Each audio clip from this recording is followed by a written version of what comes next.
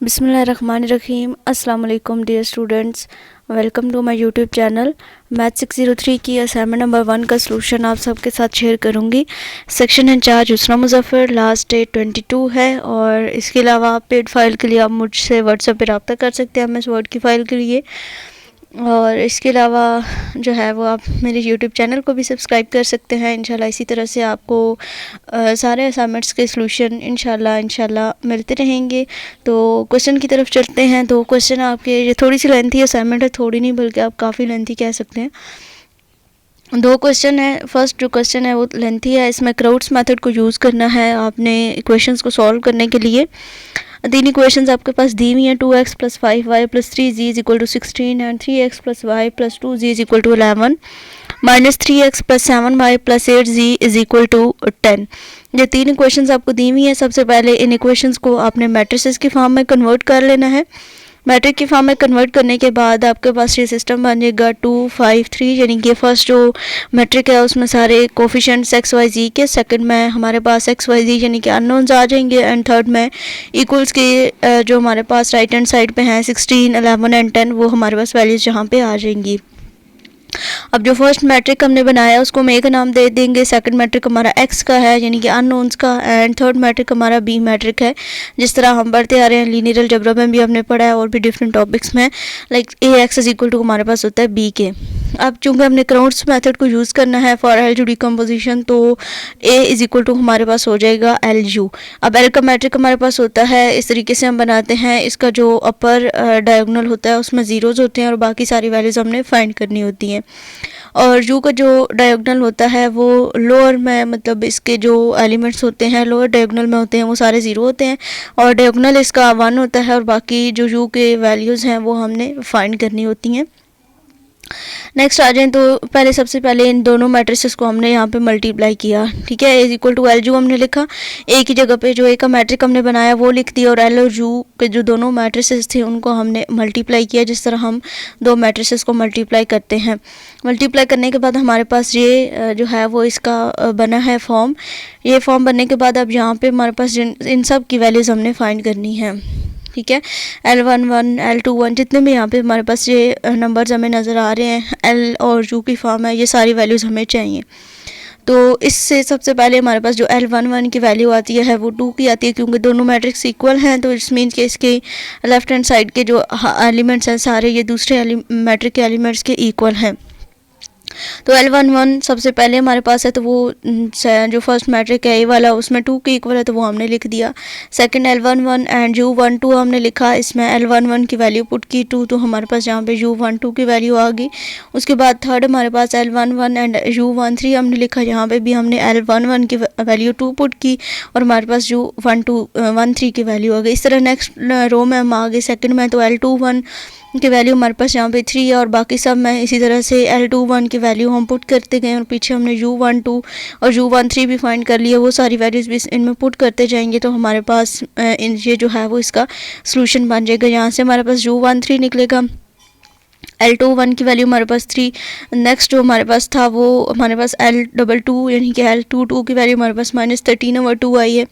उसके बाद जो थर्ड हमारे पास रो है उसमें हमने सारी वैल्यूज़ को पुट किया। यहाँ पे हमने L21 की वैल्यू को भी पुट किया है, U13 की वैल्यू को भी पुट किया है एंड L22 की वैल्यू को भी पुट किया, तो हमारे पास आ गया U23।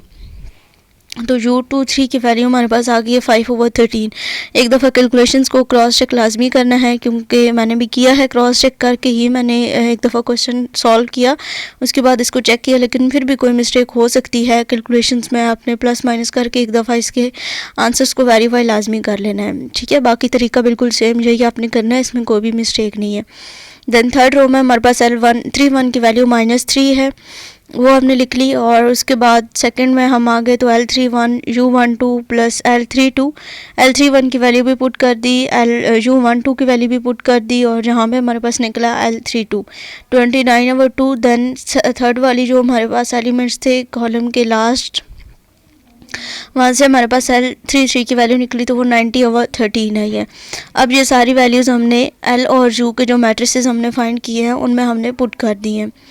पुट करने के बाद ये हमारे पास अगर इनको हम मल्टीप्लाई भी कर लें तो हमारे पास आंसर यही आता है 2 5 3 3 1 2 एंड -3 7 एंड 8। ठीक है, इन दोनों मैट्रिसेस को अगर हम मल्टीप्लाई कर लें तो हमारे पास यही आंसर वापस जो है वो आ जाता है ए का मैट्रिस।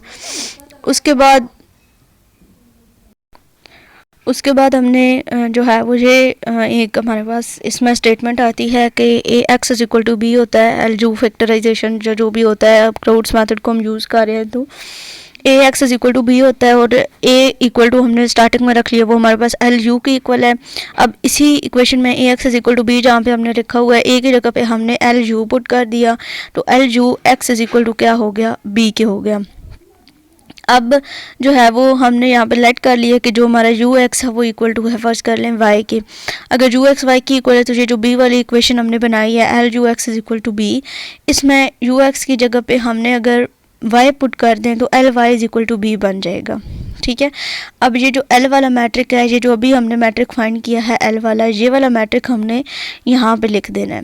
ठीक है, 2 0 0 3 -6.5, ये 13 नंबर जहाँ पे 2 था तो उसको हमने डेसिमल्स में लिख लिया है -6.5 एंड बाकी सारी वैल्यूज़ को भी इसी तरह से मल्टीप्लाई बाय जो y का मैट्रिक है उसको हमने y1 y2 and y3 let कर लिया and is equal to b का जो मैट्रिक 16 11 एंड 10 हमारे पास स्टार्टिंग में आया था वो हमने यहाँ पे लिख दिया।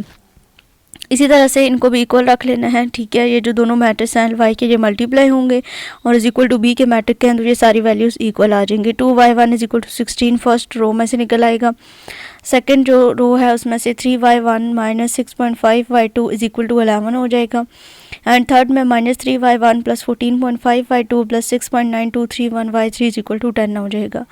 पहले हमने जो है वो फॉरवर्ड सब्सटीट्यूशन लेनी है, यानी कि फ़र्स्ट जो हमारी इक्वेशन है 2y1 इज इक्वल टू 16, यहाँ से हमारे पास y की वैल्यू आ सकती है y1 की वैल्यू, तो y1 की वैल्यू यहाँ से हमारे पास 8 आ गई।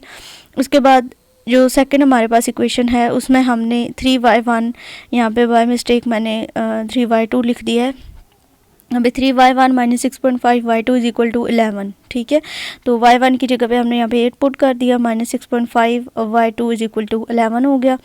देन 3 8 ज़ा 24 -6.5 y2 is equal to 11 and यहाँ से हमारे पास y2 की वैल्यू आ गई है 13 divided by 6.5 which is equal to 2। ठीक है, उसके बाद थर्ड इक्वेशन हमारे पास है उसमें हमने y1 और y2 दोनों वैल्यूज़ को पुट किया तो हमारे पास आंसर आ गया y3 इज इक्वल टू 0.722। ठीक है, ये आपके पास 3 इटरेशंस हमने इसकी फाइंड कर ली हैं। क्वेश्चन में यही गिवन था कि आपने इसको करना है by LU factorisation by Crout's method, इसको सॉल्व करना है आपने क्वेश्चन को और सॉल्व करना है अप टू 3 इटरेशंस तक। ठीक है, उसके बाद जी सेकंड क्वेश्चन आपका solve the following system of equation using the Jacobi's iterative method for the first 3 iteration by taking initial starting of solution vector as 0 0 and 0। ठीक है, इसको आपने क्या करना है, जैकोबीज मेथड से सॉल्व करना है और जो इनिशियल इसने वैल्यूज़ बताई हैं जो स्टार्टिंग वेक्टर लेना है वो 0 लेना है, यानी कि एक्स वाई जी की वैल्यू 0 लेनी है और 3 इटरेशन ही इसकी भी हमने फाइंड करनी है। तो सबसे पहले इक्वेशन जो हमारे पास है 8x - 2y - 2z is equal to 3 -2x + 6y + z is equal to 9 and 2x + y + 7z is equal to 6। तो सॉल्यूशन में सबसे पहले हमने x को, y को और z को ये डायगोनली डोमिनेट आपके पास इस तरह में एक, इसको आपने x, y और z को अलग कर लेना है। यहाँ पे k+1 k+1 सब के साथ और राइट हैंड साइड पे आपको k जो नज़र आ रहा है इसमें जब हम वैल्यूज़ पुट करेंगे आगे इसको सॉल्व करेंगे तो आपको इसकी समझ आ जाएगी, लेकिन आपने ये ऐसे करना है। अगर ना भी करें तो आपको समझ आ जाएगी, लेकिन ये थोड़ा सा मेच्योरिटी लेवल पे चला जाता है कि आपको ये क्वेश्चन जो है वो आता है, ये मेथड आपको आता है। तो x k+1 is equal to x का जो कोफिशिएंट है वो डिवाइड हो जाएगा बाकी सारे प्लस माइनस। इस तरह सेकंड इक्वेशन में से y को निकाल लेना है, y का जो कोफिशिएंट है 6 वो डिवाइड हो जाएगा बाकी प्लस माइनस एंड z का कोफिशिएंट इसी तरह से यहाँ पे 7 था, 7 डिवाइड हो गया राइट हैंड साइड पे एंड बाकी उनके साइन चेंज हो गए दूसरी साइड पे। इनिशियल गैस हमारे पास दिया हुआ था कि वो हमने 0 लेना है तो वो हमने X Y z equal to 0 ले लिया। तो सबसे पहले यहाँ पे हमारे पास जब हम इसमें 0 पुट करेंगे तो x1 y1 और z1 की वैल्यूज़ आएंगी। x और y और z की जगह पे राइट हैंड साइड पे हमने 0 पुट कर देना है, तो x1 की वैल्यू 0.375, y1 की वैल्यू 1.5, z1 की वैल्यू 0.8575 आ जाएगी। सेकेंड इटरेशन में चलें तो x2 इज़ इक्वल टू, अब यहाँ पे ये होगा कि अगर आपने ये चीज़ की भी होगी ना तो आपने ये समझ लें कि पहले आपने k is equal to 0 put किया, अब k इक्वल टू 1 पुट करिए। जब k इक्वल टू 1 पुट करेंगे तो ये एक नया सिस्टम बन जाएगा जो कि आपके पास आ जाएगा x2 is equal to 1/8 plus 2y1 plus 2z1। ठीक है, तो अब आपने जो y1 और z1 की वैल्यूज़ निकाली हुई है वो आप इजीली यहाँ पे पुट कर सकते हैं। आपकी आसानी के लिए आपको समझ आ जाए, इसलिए हमने यहाँ पे स्टार्टिंग में ये चीज़ की थी। इस तरह जो सेकंड है वो y2 is equal to 9 plus 2x1 minus z1 and 3z2 is equal to 1/7 6 plus 2x1 minus y1। तो यहाँ पे x1 y1 और z1 की तीनों वैल्यूज़ जो हैं वो यहाँ पे हमने पुट कर दी हैं, और जहाँ पे x2 y2 और z2 की वैल्यूज़ हमारे पास ये निकल के आ गई। इसी तरह थर्ड इटरेशन में हम गए हैं, तो ये जो हमारे पास फर्स्ट था इसमें हमने x की जगह पे हमने k की जगह पे हमने यहाँ पे 2 पुट कर दिया है, तो बन जाएगा x3 is equal to 1/8 3 plus 2y2 plus 2z2 and y2 is equal to 1/6 9 plus 2x2 minus z2 and z3 is equal to 1/7 6 plus 2x2 minus y2। तो अब यहाँ पे x2 y2 और z2 की जो वैल्यूज़ आपके पास निकली हैं, इन वैल्यूज़ को आपने थर्ड इटरेशन में यूज़ कर लेना है और आपके पास x3 y3 और z3 की वैल्यूज़ आ जाएंगी, और यही आपके पास रिक्वायर्ड था। होप्स कि आपको इसकी अंडरस्टैंडिंग होगी। कोई भी कन्फ्यूजन हो या कोई भी आपको मिस्टेक इसमें से लगे तो आप लोगों ने लाजमी बताना है, और वर्ड फाइल अवेलेबल है बट वो पेड है, तो आप मुझसे व्हाट्सएप पर रब्ता कर सकते हैं। अल्लाह हाफ़िज़। ये जो PDF फाइल है आपको डिस्क्रिप्शन बॉक्स में मिल जाएगी, आप इसको डाउनलोड कर सकते हैं।